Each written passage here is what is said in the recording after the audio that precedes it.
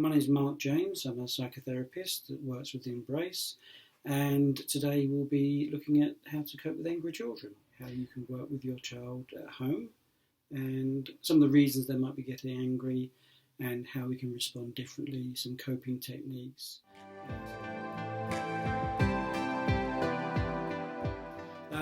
Coping techniques, we're going to be looking at up to 10 different techniques we can use at home to help our angry child and to de-escalate the situation.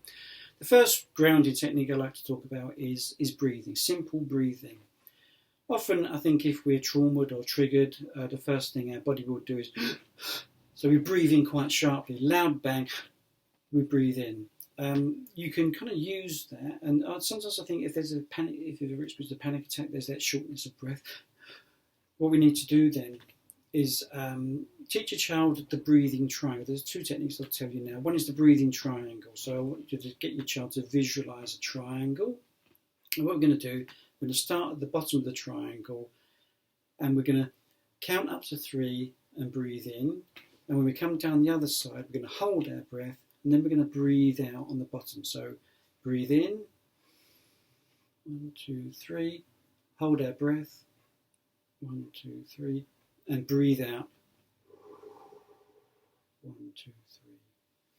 That tends to affect what's called the parasympathetic nervous system. It's a scientifically proven technique to bring calmness and peace. Stepped breathing is another technique, and this actually, I need to attribute this to Lisa Ferrantz, who's a psychologist in the States. She uses a step technique now. Most children tend to like escalators in shopping malls and shopping centres, so her technique is this. They visualise again, breathing in 1, 2, 3 steps, and then breathing out, going down an escalator. Breathe in, escalator,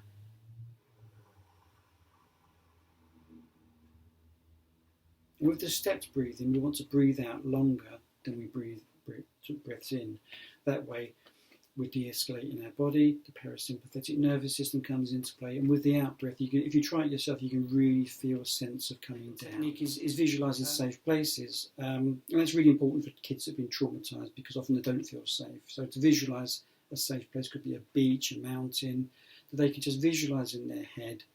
And one of the techniques might be to, if they can, maybe if they like beaches, we'd be lying on a nice sunny beach, looking at the sky, and planting any negative thoughts on the clouds and just letting the cloud take the thought away. It's a really simple thing they can do very easily. Another technique is a thought space. And what we would do with this, and you can do this at home, is to get your child to visualise a shape, just floating around a shape, any shape they choose, and to give it a colour. Now, this shape that they create, you're going to tell them that the shape takes all their thoughts, and it can expand with how many thoughts you want to put in. So when they're feeling frustrated and starting to build up to maybe a response of anger, is to visualise their shape and its colour, and to project those thoughts, those negative thoughts, into that shape. Now, if they've got lots of spiraling thoughts, just keep going until that shape grows and grows and grows, until they feel that they've filled that shape with all of those negative thoughts or angry feelings. And then they can just let the shape just fly out the window. They can pop it or make it disappear. It's up to them. Let them be creative in what they want to do with it. That's a really good way of capturing lots of negative thoughts and putting it somewhere else, externalising it from ourselves. And that gives the child time to de-escalate. Drawing their emotions, so if they're angry, being able to put pen and paper and draw their feelings of anger can be quite therapeutic. Certainly my experience of working with angry children, but particularly ones who've been traumatised, those drawings can be quite graphic and often quite disturbing. So I'm not asking you as parents to make any attempt at interpreting what you see. Even as a therapist, I wouldn't want to interpret. That's for the child to interpret what's happened.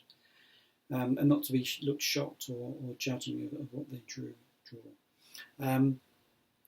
Once they've put pen to paper and drawn something, a good idea might be to ask them to, what words would you put on that piece of paper to describe your story? What that does is, whereas at the very beginning of the video we spoke about trauma memories being trapped in the limbic part of the brain, so we can't put words on what happened. Drawing is creative, and words helps to process that memory, because we're actually using words that are stuck and putting it onto paper, so that can sometimes help a child to kind of process some of those memories in a contained way. Often, particularly children that might have when they get into an episode where you feel actually I've tried certain techniques and they're still on that upward curve of getting quite angry, often I will get clients to use a strong tasting sweet, but that's citrus, like lemon drops or something. If you pop a lemon drop in the mouth, that explosion of taste will often dissipate senses as feeling of anger, because it's activating a sense, and when that sense is activated, the focus is on the scent or the taste rather than the episode of anger, so that can sometimes help as well. And you can get sugar-free ones. Pushing against the wall, so when a child might be feeling that they're kind of starting to dissociate, which means they're starting to fade out a bit, and then you're not going to be able to get their attention, is to put their hands on a wall and push as hard as they can.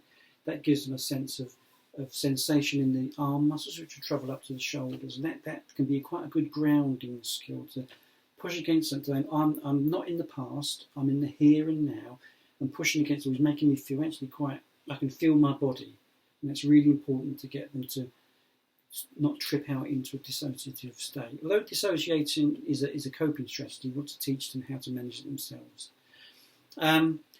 Another technique you might want to use is, one of the things I developed myself was the surfing technique. Now, I've tried and practiced this with kids in various locations, and it works really. It's fun to do. Now, the intention of this is for children not to become ingrained in the emotion, but to ride the emotion out and be able to recognise that emotions come and they also can go. What you need to do with this is you can use paper or a piece of cardboard, and parent and child would make a surfboard. Just cut out the shape of a surfboard. You can decorate it how you like. And once you've done that, you would kneel on the surfboard with your child, and you're going to picture yourself in the sea, nice sunny day, and you're going to catch a wave. Now that wave can be an emotion. That could be anger, frustration, feeling lonely, anything like that.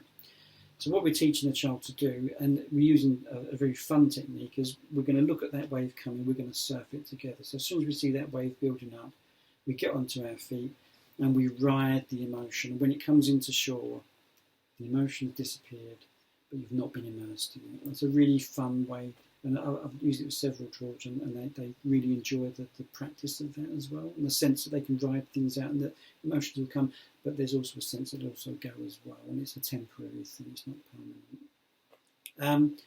Another two more for you now is a good feelings box. So a good idea is to recognising the growth of the child post-trauma. Shoebox or any box you can get hold of, again, decorating it, let the child decorate it how they like, and that's going to contain affirmations that we can write to the child about our love for them, the things they do really well, how they've coped. Could be emotional, sentimental objects in their photographs, so that when they're feeling down or beginning to kind of build up perhaps with anger episodes, to get that box out and go through it and read some of those affirmations that mean so much, because they are an affirmation of love, an affirmation of that they're able to cope, and they're more than what happened to them as well. There's a whole life around that. Lastly, teach your kids to do a body hug. That's quite good. What that means is they can sit there, put one arm on their shoulder, one arm down there, and just feel the muscles. It's a really good grounded technique to be in the present moment and to feel that you're in a safe place. Okay, it's a short video, lots of things to think about. We will be making more videos that we'll put on our website and on YouTube. So I want to thank you for watching. At the end of this video, there's going to be some telephone numbers of signposting places if you're in danger or you need to contact anybody. Then there'll be some telephone numbers there or website addresses. If you want to email me with any questions, my email address will be up there as well, and I'll try to answer as many of those as I can. So thank you for watching. We're working hard with young people who experience trauma, and this is just one of those videos we'd like to put together to help you guys out there, particularly with the lockdown, to manage things better at home, and help you as well as parents, because we go through similar things, so we get vicariously traumatised if our children have gone through a trauma. So thank you for watching, and I'll see you again soon. Thank you.